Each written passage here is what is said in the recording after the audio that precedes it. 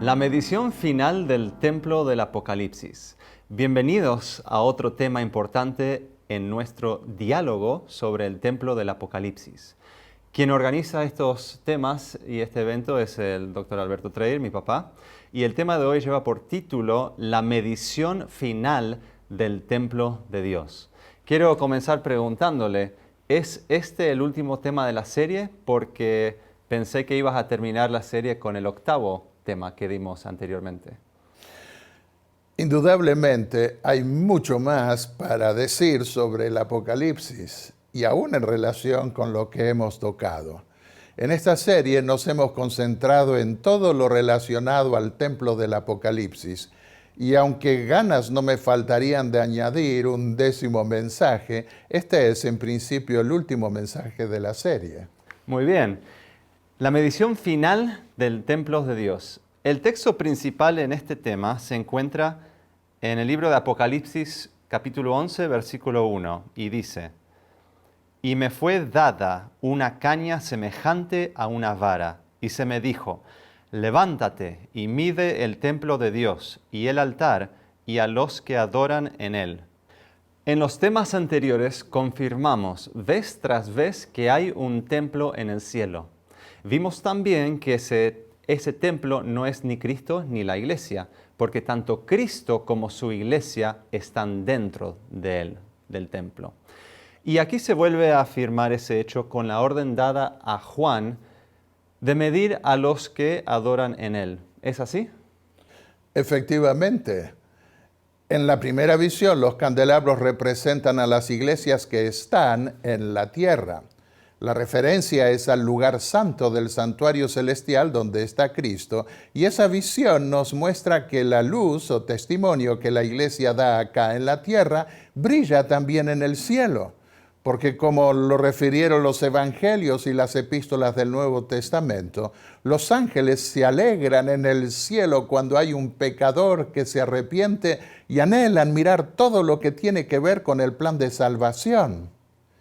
En ese plan divino, la deidad se propone que la infinita sabiduría de Dios sea ahora dada a conocer por medio de la iglesia a los principados y potestades en las regiones celestiales. Efesios 3:10. Entiendo. Entonces, los candelabros no son el templo, sino que están dentro del templo. Asimismo, las iglesias a las que representan. Jesús se fue al cielo después de resucitar y de confirmar la fe de sus discípulos, y no volverá hasta que termine su ministerio en el santuario celestial. Por eso el apóstol Pablo dijo que vendrá por segunda vez. Así es, por un lado, donde hay 2 o 3 congregados en su nombre, dijo Jesús, Él estará en medio de ellos hasta el fin del mundo. Mateo 28:20. ¿Cómo? Por medio del Espíritu Santo, en una dimensión espiritual, pero físicamente con su cuerpo de gloria que lo envuelve. Se lo muestra en la primera visión de Juan en medio de los candelabros del templo celestial. Y no lo veremos acá en la tierra antes que vuelva por segunda vez, no cuando supuestamente por tercera, cuarta o milésima vez. La primera vez Jesús vino para dar su vida por el pecador, y todos los que se relacionaron con él lo vieron. La segunda vez vendrá ya sin relación con el pecado, sin ser más sacerdote o intercesor, sino para consumar la salvación al llevar su pueblo a ese templo del cielo. Y todo ojo lo verá, dice el Apocalipsis. ¿Puedes leer, Roy, el pasaje que mencionaste sobre el hecho de que vendrá por segunda vez? Claro, por supuesto. Se encuentra en la epístola de Hebreos, el capítulo 9, y versículos 27 y 28. Dice así: «Y así como está decretado que los hombres mueran una sola vez, y después de esto el juicio, así también Cristo, habiendo sido ofrecido una vez para llevar los pecados de muchos, aparecerá por segunda vez, sin relación con el pecado, para salvación de los que ansiosamente le esperan». Vimos también La gran multitud en Apocalipsis 7, en el capítulo 7, que adora o sirve a Dios en su templo, nuevamente sin ser el templo.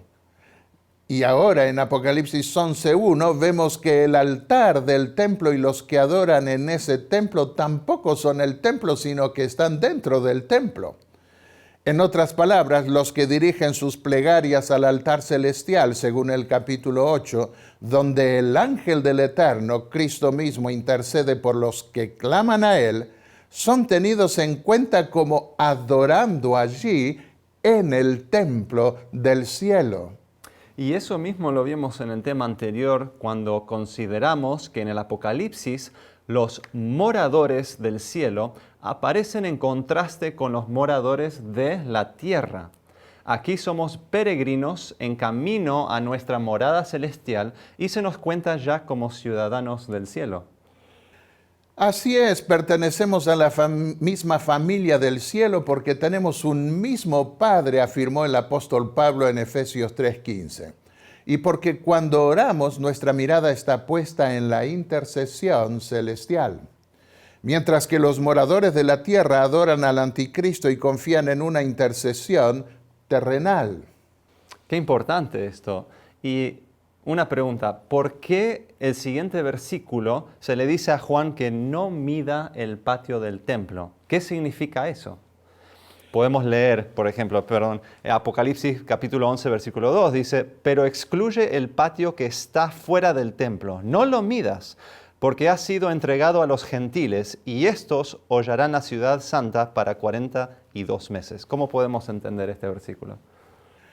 Así como Cristo está físicamente en el cielo, pero espiritualmente en la tierra por medio del Espíritu Santo, así también su iglesia está físicamente en la tierra, pero espiritualmente mora en el cielo. Los que siguen al Cordero por doquiera que va, son contados como moradores del cielo. Sus nombres están inscritos en el libro de la vida del Cordero. Los que centran sus ojos en un sacerdocio impostor en la tierra son contados como moradores de la tierra. Sus nombres no están registrados en el libro de la vida. Leamos Apocalipsis 13:8, donde confirma este punto al hablar de los que adoran al anticristo terrenal. Y todos los moradores de la tierra le adoraron, cuyos nombres no están escritos en el libro de la vida del Cordero. ¿Quiere decir esto entonces que los que adoran al anticristo terrenal que se interpone entre Dios y los hombres, descartando a Cristo como el único mediador entre Dios y los hombres, según 1 Timoteo 2:5, no son tenidos estos en cuenta en la medición del templo celestial? Los que son engañados y se pierden serán juzgados en el juicio milenial, no solo por los ángeles, sino también por todos los redimidos que se unirán al tribunal celestial. Por eso se le dice a Juan que no mida el patio de la incorporación posterior de los redimidos al concilio celestial que juzga a los impíos, escribió el apóstol Pablo en la primera epístola a los Corintios. Y Juan mismo en el Apocalipsis dijo Jesús allí, al que venza y cumpla mi voluntad hasta el fin, le daré autoridad sobre las naciones, Apocalipsis 2:26. También vi tronos y se sentaron sobre ellos los que se les concedió autoridad para juzgar, Apocalipsis 20:4. ¿No sabéis que los santos han de juzgar al mundo?, dijo el apóstol Pablo. ¿No sabéis que hemos de juzgar a los ángeles? ¿Cuánto más los asuntos de esta vida? 1 Corintios 6, versículos 2 y 3. ¿Y qué diferencia hay entre el patio del templo y los 2 cuartos interiores donde se da la intercesión celestial? Era en el patio donde se sacrificaban los animales que representaban al sacrificio de Cristo. Y era allí donde se reunía físicamente el pueblo a adorar. ¿Dónde fue sacrificado Jesús? En la tierra. De manera que el patio del templo del Apocalipsis corresponde a un lugar en la tierra donde se reúnen físicamente los adoradores. Pero tales adoradores dirigían su mirada y sus plegarias a los cuartos interiores del templo. Aunque no podían ver el lugar santísimo donde se escondía la gloria de Dios, lo adoraban hacia allí, confiando en la intercesión interior del templo. Dijo el salmista: y yo, por la multitud de tu misericordia, entraré en tu casa y adoraré hacia tu santo templo en tu temor. Salmos 5, 7. Notemos que el salmista dice que entrará en la casa de su Dios, esto es, en el patio de ese templo. Y luego dice literalmente, adoraré hacia, en el hebreo, tu santo templo. Esto es, hacia el interior del templo. Entiendo, y será también, creo, por este hecho que el apóstol Pablo nos exhorta a mirar hacia arriba cuando estamos aquí abajo, a mirar hacia arriba porque Jesús está ahí oficiando por nuestro medio. Es así porque esto se encuentra en el capítulo 3 de la epístola a los Colosenses. Sí, es hacia allí, hacia el templo celestial que está en la Nueva Jerusalén, que debemos poner nuestra mirada, no hacia la vieja Jerusalén, que ni tiene templo hoy, ni hacia ninguna otra ciudad terrenal. Es solo allí, en el templo del cielo, que obtendremos el perdón de los pecados. Eso lo sabían también los antiguos, como se ve en la plegaria del rey Salomón cuando construyó el templo.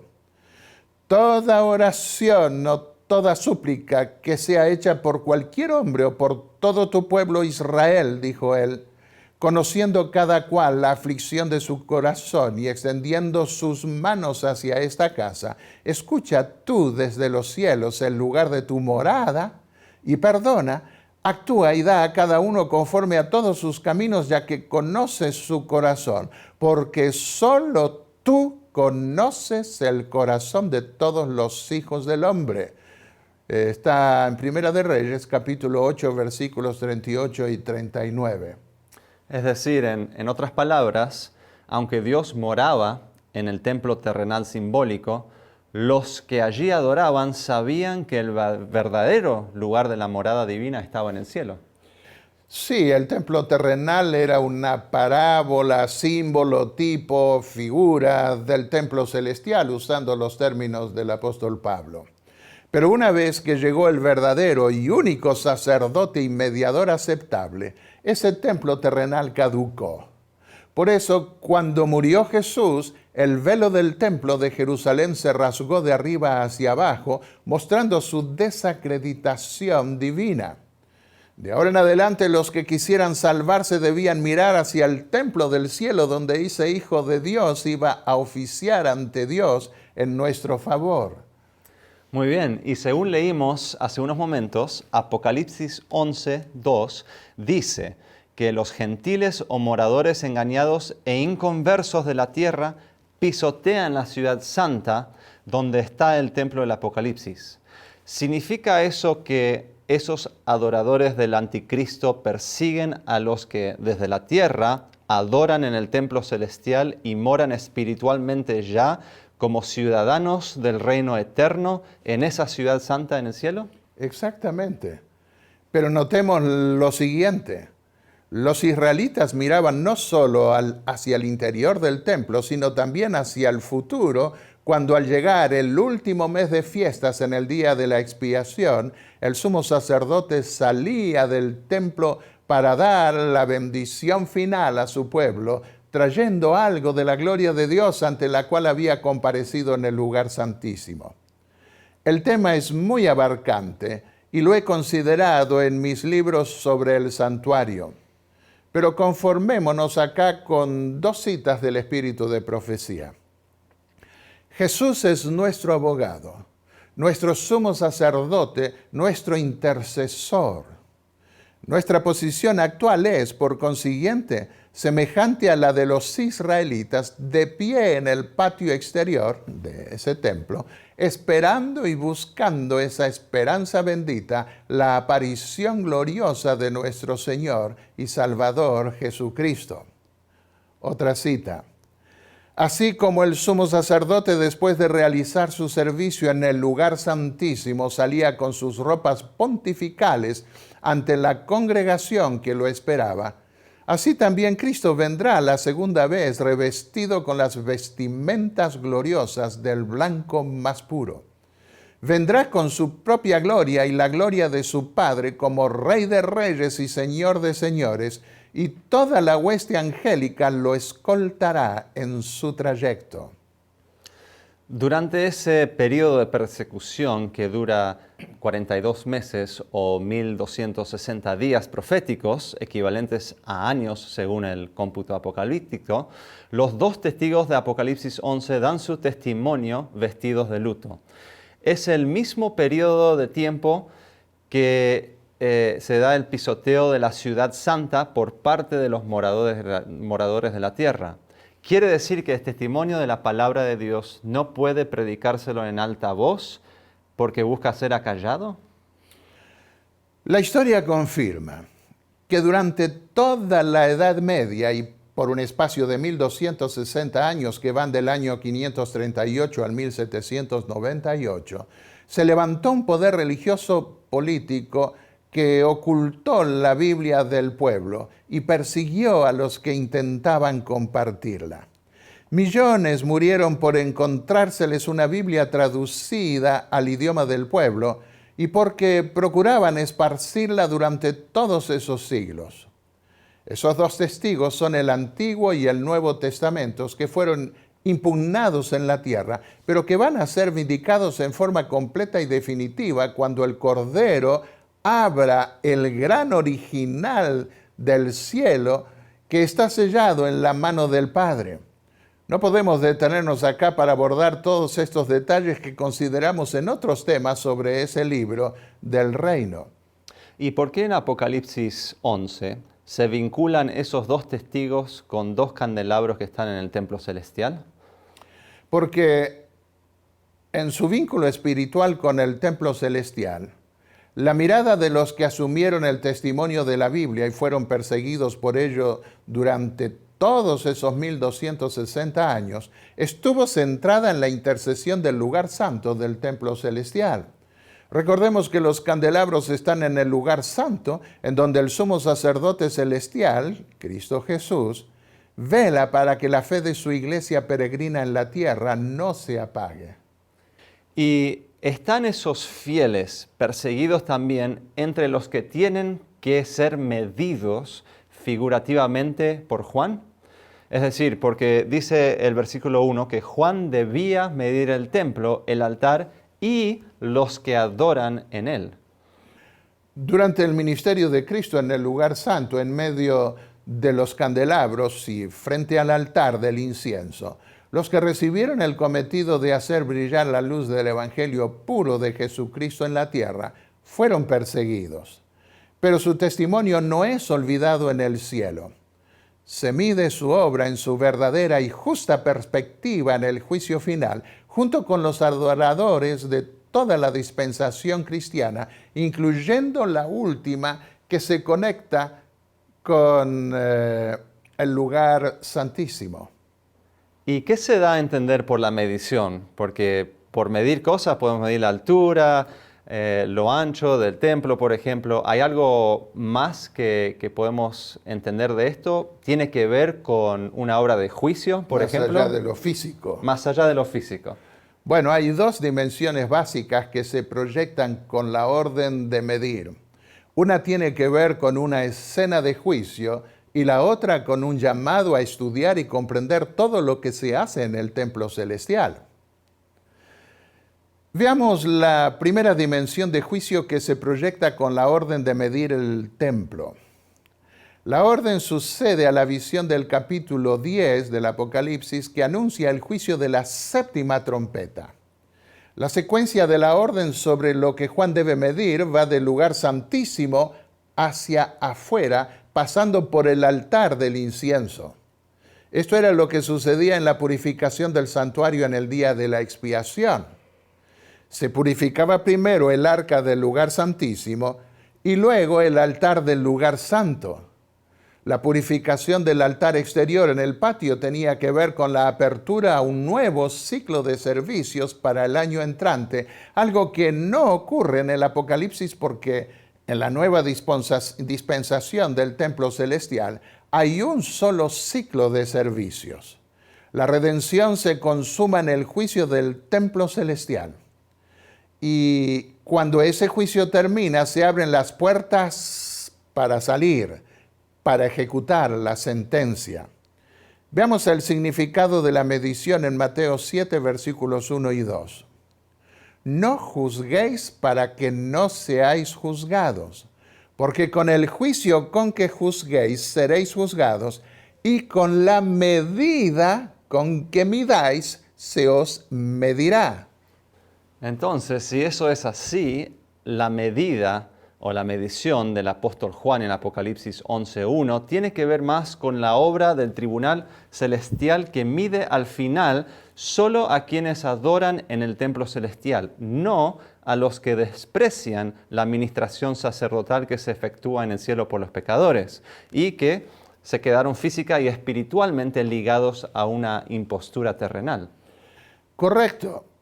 Eso está confirmado por el contexto del capítulo anterior que anuncia la séptima trompeta y está relacionado con un gran chasco que se produjo por creer equivocadamente que el Señor venía ya cuando faltaban cumplirse aún otros acontecimientos que el librito de Daniel anunciaba para el tiempo del fin.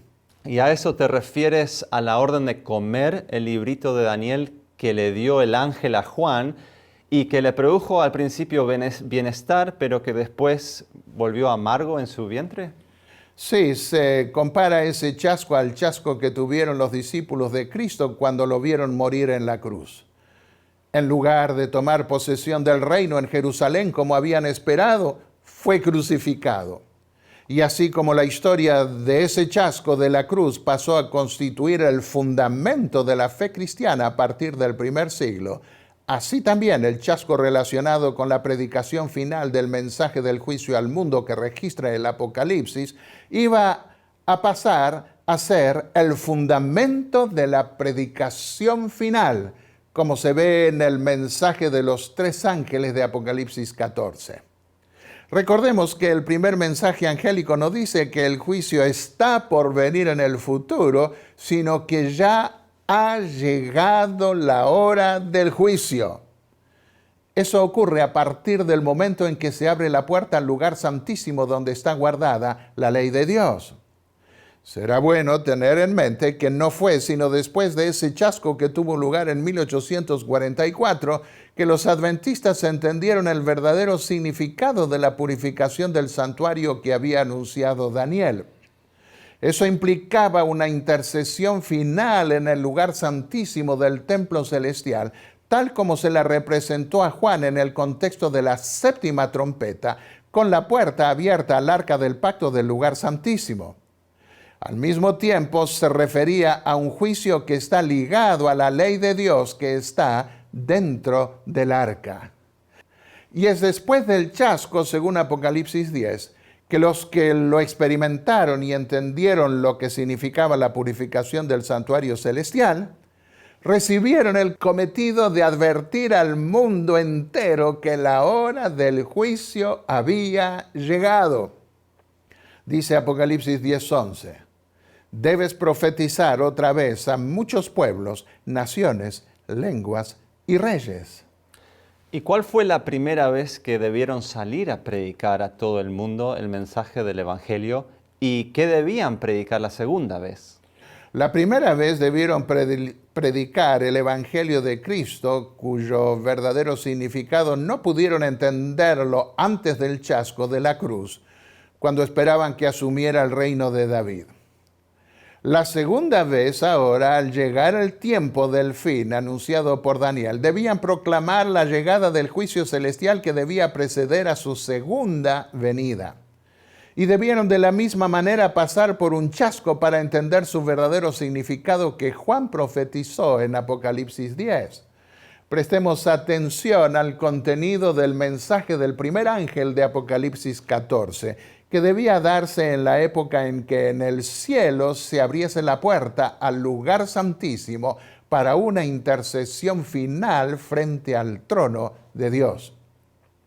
Vi volar en medio del cielo a otro ángel que tenía un evangelio eterno para anunciarlo a los que moran en la tierra y a toda nación, tribu, lengua y pueblo, diciendo a gran voz: temed a Dios y dadle gloria, porque la hora de su juicio ha llegado. Adorad al que hizo el cielo y la tierra, el mar y las fuentes de las aguas. Apocalipsis 14, versículos 6 y 7.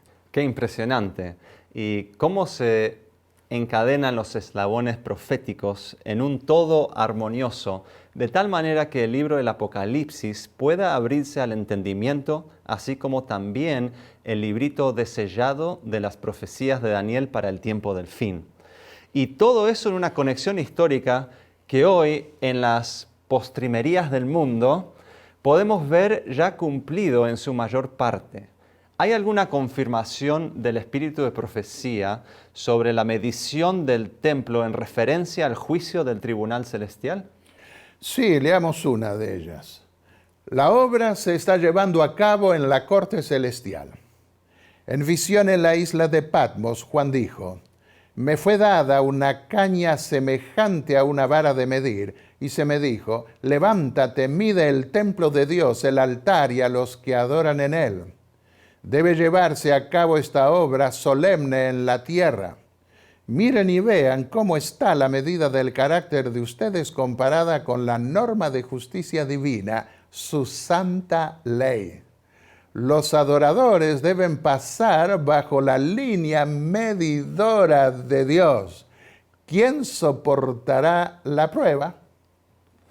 Sin duda que nadie soportará esa prueba sin la ayuda de Jesús.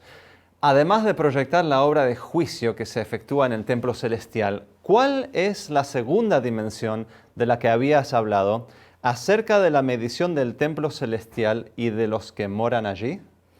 La encontramos en dos visiones que tuvieron dos profetas del Antiguo Testamento. Tiene que ver con la importancia de prestar atención a esa obra de juicio en el templo celestial, así como la importancia de entender cabalmente todo el plan de salvación revelado en el Evangelio del Santuario. Porque todo el sistema de culto efectuado en el templo terrenal representaba el plan completo de salvación que Dios diseñó para este mundo.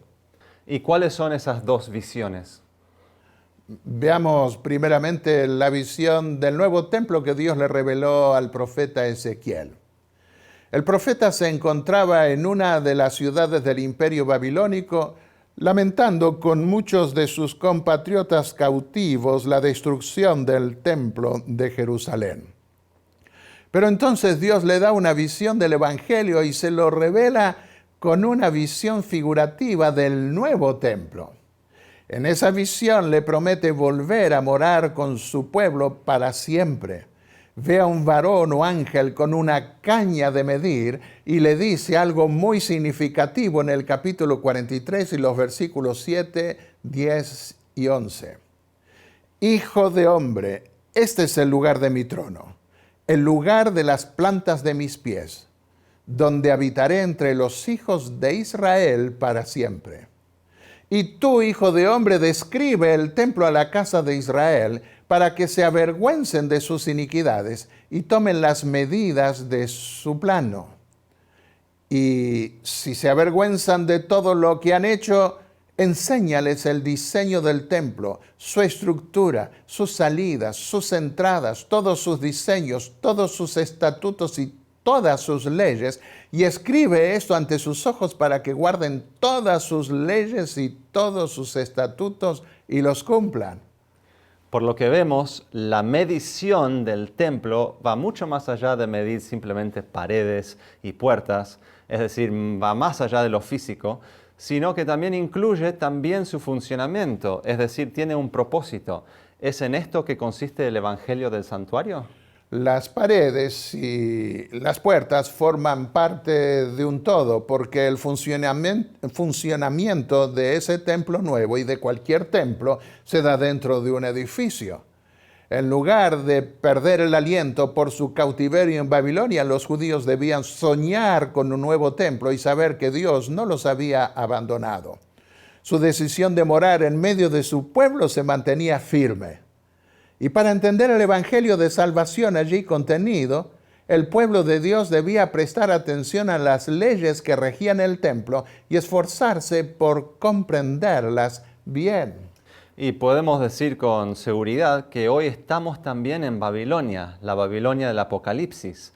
Mientras tenemos que extender al mundo un llamado a salir de esa ciudad terrenal, que es la que compite con la ciudad celestial, según el segundo mensaje angélico de Apocalipsis 14, tenemos que medir también el templo celestial.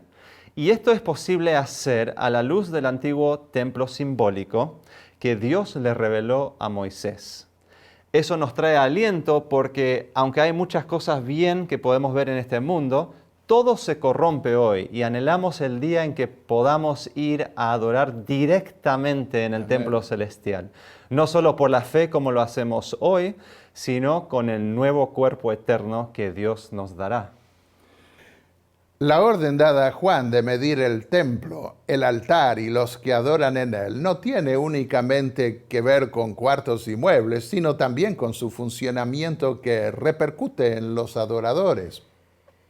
De esto escribió el espíritu de profecía. Prestemos atención al hecho de que quienes ponen su mirada en la tierra quedan descartados de la medición celestial que antecede a la segunda venida de Cristo, como los judíos cuando lo rechazaron como su mediador en su primera venida. Y los que se niegan conscientemente a seguir hoy a Jesús en el lugar santísimo del templo celestial, quedan privados también de su intercesión. Son los que por fe siguen a Jesús en su gran obra de expiación, quienes reciben los beneficios de su mediación por ellos, escribió Elena de White. Mientras que a los que rechazan la luz que pone a la vista este ministerio no les beneficia. Los judíos que rechazaron la luz concedida en el tiempo de la primera venida de Cristo y se negaron a creer en Él como Salvador del mundo, no pudieron recibir perdón a través de Él. Cuando en la ascensión Jesús entró por su propia sangre en el santuario celestial para derramar sobre sus discípulos las bendiciones de su mediación, los judíos fueron dejados en total oscuridad y siguieron con sus sacrificios y ofrendas inútiles. Había cesado el ministerio de tipos y sombras. La puerta por la cual anteriormente los hombres habían encontrado acceso a Dios ya no estaba abierta. Los judíos se habían negado a buscarlo de la única manera en que podía ser encontrado entonces, a través del sacerdocio en el santuario celestial. Eso está en el libro El conflicto de los siglos, página 425. La condición de los judíos incrédulos, sigue diciendo en ese libro, ilustra el estado de los descuidados e incrédulos entre los profesos cristianos, quienes desconocen voluntariamente la obra de nuestro misericordioso sumo sacerdote. En el servicio típico, cuando el sumo sacerdote entraba en el lugar santísimo, todo Israel debía reunirse alrededor del santuario y humillar sus almas de la manera más solemne ante Dios, con el fin de poder recibir el perdón de sus pecados y no ser separados de la congregación. Cuánto más esencial es que en nuestro antitípico día de la expiación entendamos la obra de nuestro sumo sacerdote y sepamos qué deberes se requieren de nosotros. Muy importante, sin dudas. ¿Y cuál es la segunda visión del Antiguo Testamento que habla de una medición equivalente a la que se le ordenó a Juan?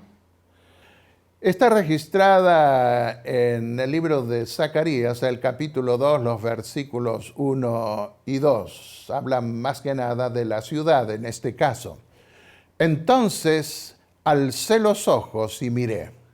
Y aquí vi un hombre con un cordel de medir en la mano.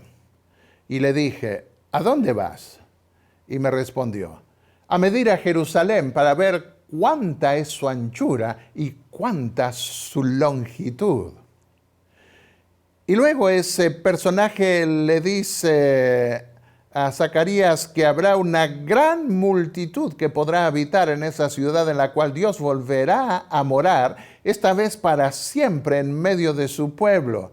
Leamos los versículos 10 al 13. Canta de júbilo y alégrate, oh hija de Sión, porque aquí vengo y habitaré en medio de ti, declara el Eterno. Y se unirán muchas naciones al Eterno aquel día, y serán mi pueblo. Entonces habitaré en medio de ti. El Eterno poseerá a Judá su porción en la tierra santa y escogerá de nuevo a Jerusalén. Calle toda carne delante del Eterno, porque Él se ha levantado de su santa morada. Y qué importante lo que estuviste diciendo recién, porque a pesar de que Dios tiene requisitos que sigamos, son para nuestro bien. Lo debemos ver como algo bondadoso de su parte, porque tiene la promesa de que si seguimos esos requisitos y tenemos fe en Jesús, Él va a volver, que de hecho está en la Biblia confirmado con tantas profecías, que Él va a volver a reclamar a su pueblo. Y en este pasaje que recién mencionaste, Zacarías muestra una medición de la ciudad celestial. Esto me hace recordar a los 2 últimos capítulos del Apocalipsis, en donde un ángel mide la nueva Jerusalén que está en el cielo. ¿Y qué promete Dios en el Apocalipsis al medir la nueva Jerusalén? Que en esa ciudad va a extender su tabernáculo para morar para siempre en medio de su pueblo. Leamos Apocalipsis 21, versículos 3 y 4. Entonces oí una gran voz que decía desde el trono: He aquí el tabernáculo de Dios está entre los hombres, y Él habitará entre ellos, y ellos serán su pueblo. Y Dios mismo estará entre ellos. Él enjugará toda lágrima de sus ojos, y ya no habrá muerte, ni habrá más duelo, ni clamor, ni dolor, porque las primeras cosas han pasado. ¿Y por qué quien mide la nueva Jerusalén es uno de los ángeles que tienen las 7 copas de la ira final de Dios? Porque todos debemos recordar que si no soñamos con esa ciudad y su templo, y en su lugar nuestros corazones se apegan a las cosas de la tierra, nos perderemos la oportunidad de vivir eternamente en la ciudad de Dios. Tenemos que aprender a familiarizarnos con las cosas del cielo acá para no sentirnos extraños allá. ¿Y por qué entonces escribe Juan después que no vio templo en esa ciudad? Porque para ese entonces la salvación se habrá consumado por completo y no habrá más necesidad de prestar atención a las leyes del santuario ni a su funcionamiento. Algo semejante expresó el profeta Jeremías cuando dijo que iba a llegar el día en que ni habría más necesidad de mencionar el arca del templo con su ley, porque esa ley estaría escrita en forma indeleble para siempre en las mentes y corazones de los redimidos. A nadie debería hacérsele recordar entonces la importancia de guardar la ley de Dios, porque una vez que la salvación se completase, su observancia sería natural en todos los redimidos. Leamos primeramente Jeremías 3:16 y luego otra declaración suya citada por el apóstol Pablo en Hebreos 8, versículos 10 al 12. Y sucederá que en aquellos días no se dirá más arca del pacto del Señor. No les vendrá a la mente ni la recordarán, no la echarán de menos, ni será hecha de nuevo. Después de aquellos días, dice el Señor, pondré mis leyes en la mente de ellos y sobre su corazón las escribiré. Y seré a ellos por Dios, y ellos me serán a mí por pueblo. Y ninguno enseñará a su prójimo, ni ninguno a su hermano, diciendo, conoce al Señor. Porque todos me conocerán, desde el menor hasta el mayor de ellos. Y nunca más me acordaré de sus pecados y de sus iniquidades.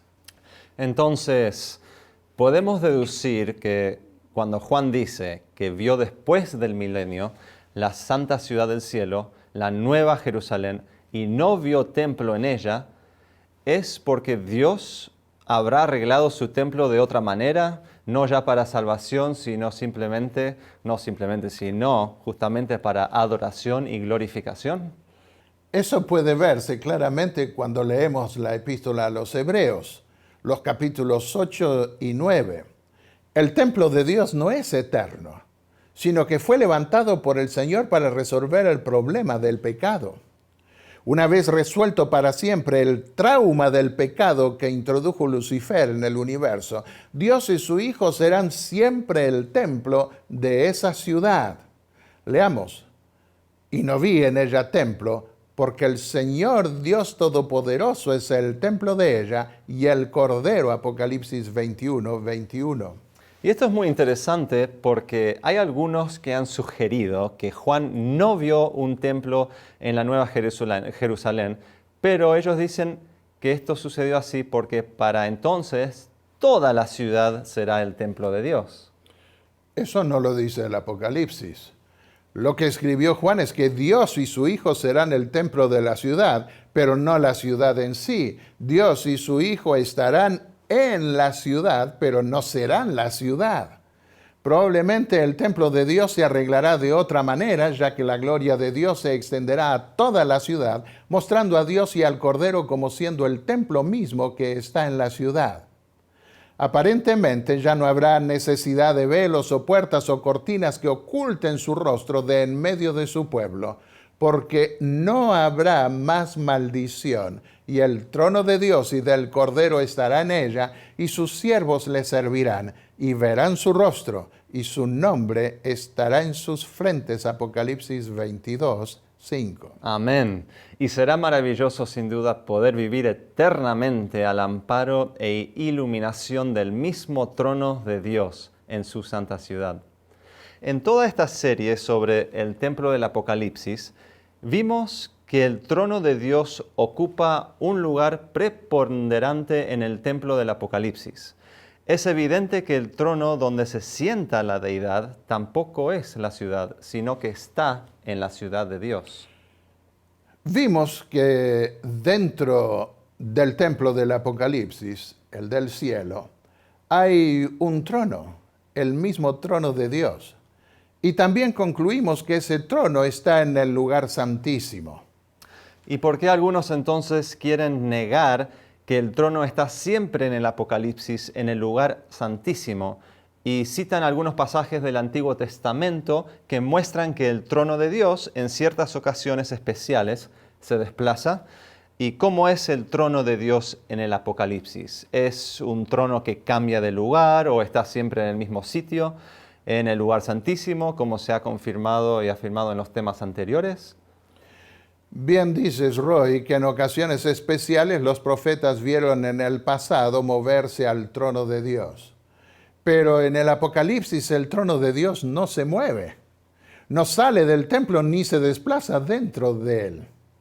Está siempre en el lugar santísimo. La razón entonces por la que se ha sugerido que en ocasiones el trono de Dios aparece en movimiento es que se desea abrir un espacio para presumir que la mesa de los panes de la presencia representaría un trono en el lugar santo, con las dos hileras de panes simbolizando al Padre y al Hijo sentados juntos. Una mesa no es un lugar para sentarse. Además, Salomón mandó construir para su templo más grande 10 mesas con los panes de la presencia, porque allí oficiaban más sacerdotes que en la humilde tienda o tabernáculo del desierto.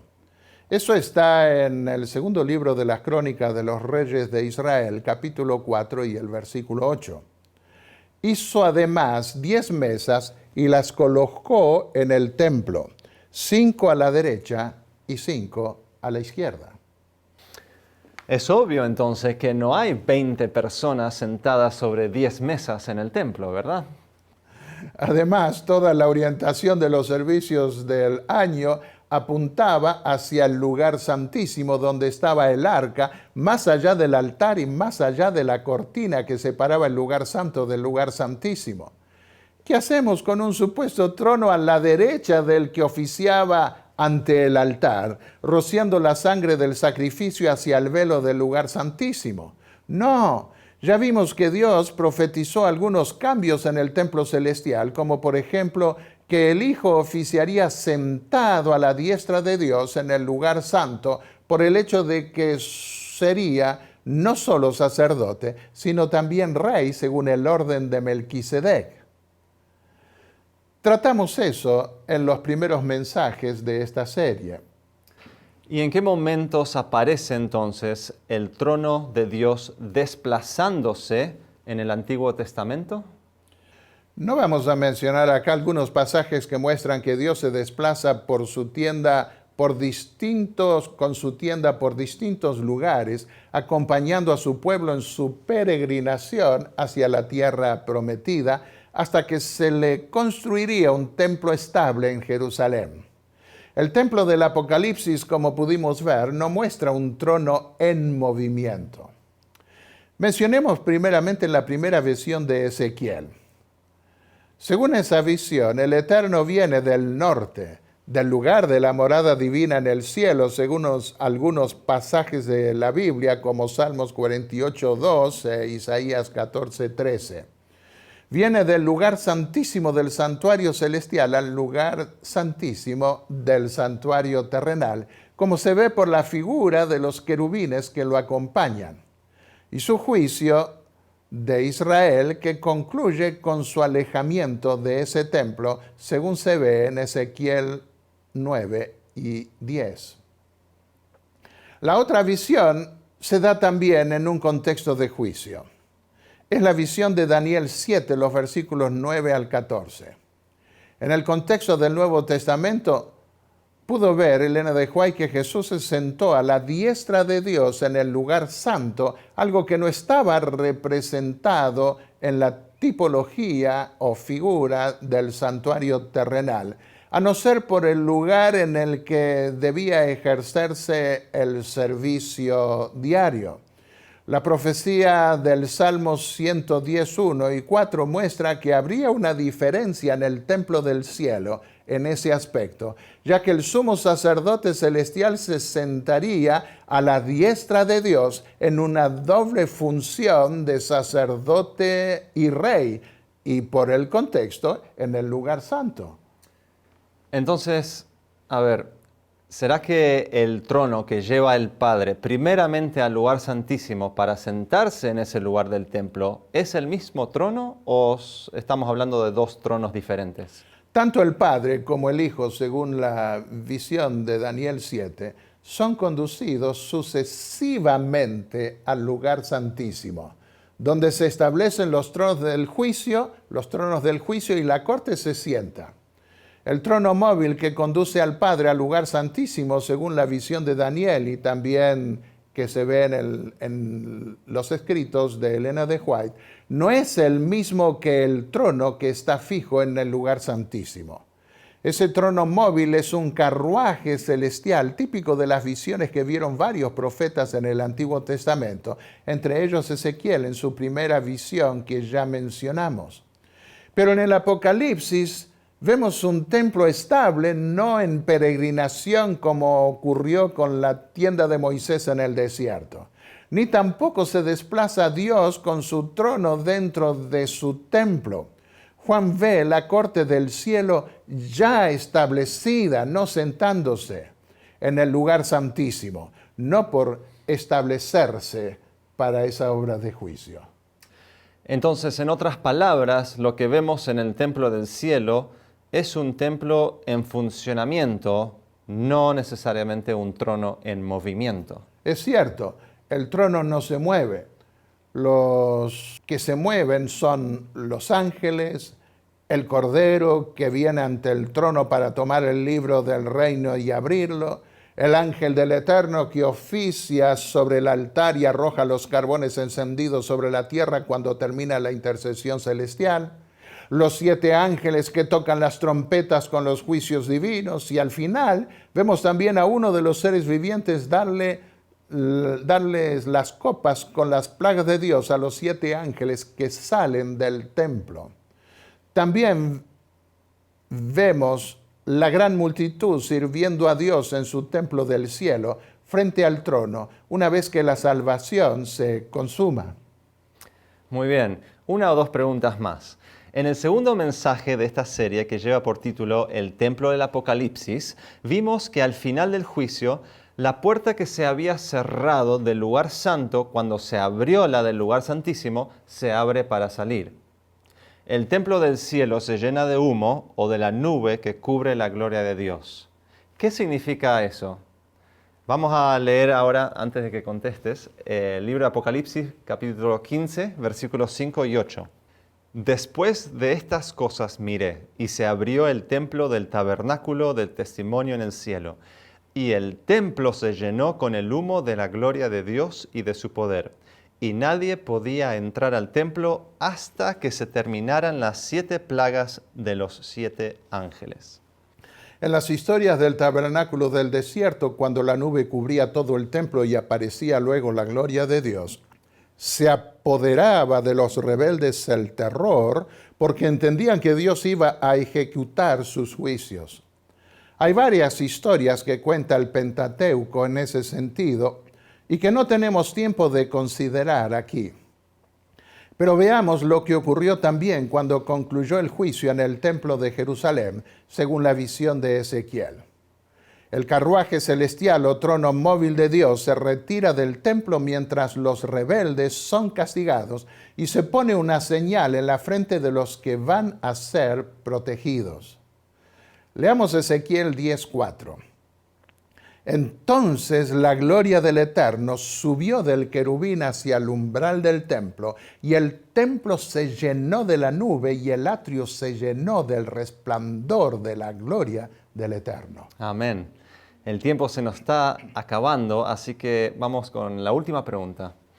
¿Quiere decir entonces que cuando se llena el templo con la nube que envuelve la gloria de Dios en el Apocalipsis, se termina allí la intercesión celestial, se sella a los fieles y se destruye a los rebeldes con las 7 plagas finales?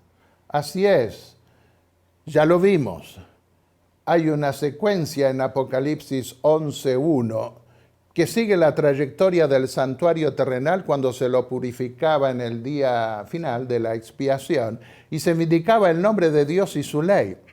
Se mide primero el naos en griego, o templo en el lugar santísimo, luego el altar y los que adoran en ese templo invocando la intercesión de Cristo para el perdón de los pecados.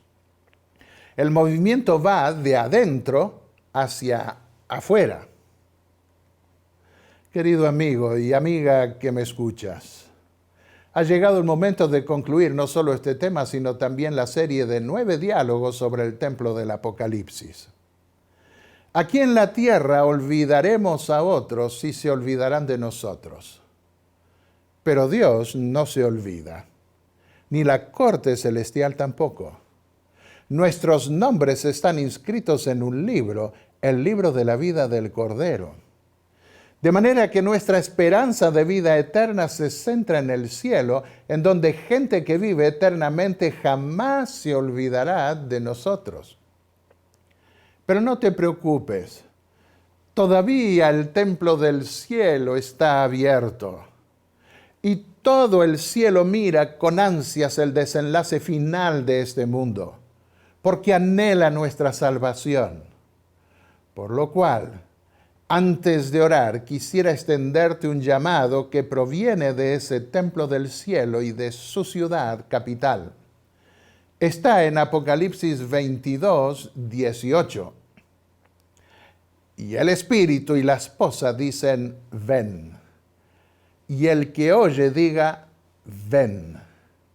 Y el que tiene sed, venga. Y el que desea que tome gratuitamente del agua de la vida. Estamos siendo medidos con la vara del cielo que es infalible, pero contamos con un abogado también infalible que dio su vida por nosotros e invoca sus méritos en nuestro favor, porque pagó el precio de nuestro pecado. ¿Deseas dirigirle a Dios tu propia plegaria de misericordia y perdón para poder formar parte de esa multitud de redimidos que lo alabará eternamente frente a su trono? Todo el cielo está interesado en tu salvación. No mires hacia la tierra.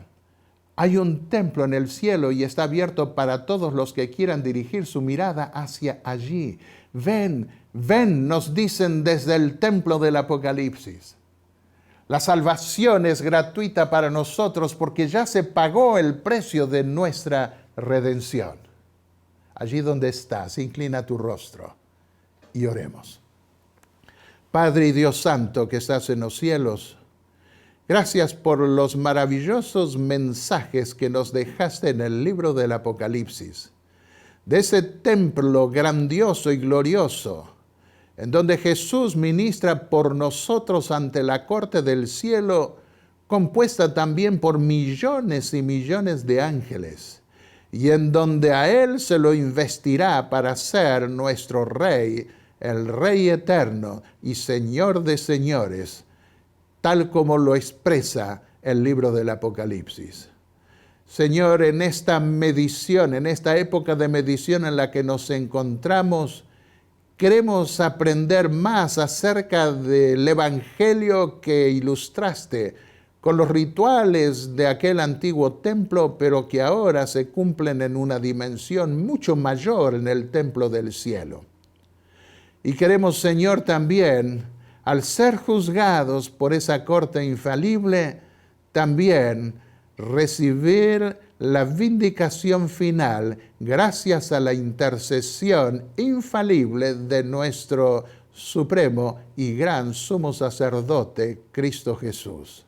En su nombre te pedimos la redención espiritual hoy, la redención eterna mañana, cuando Él venga a buscarnos. Que ese día llegue pronto en el nombre de Jesús. Amén. Amén.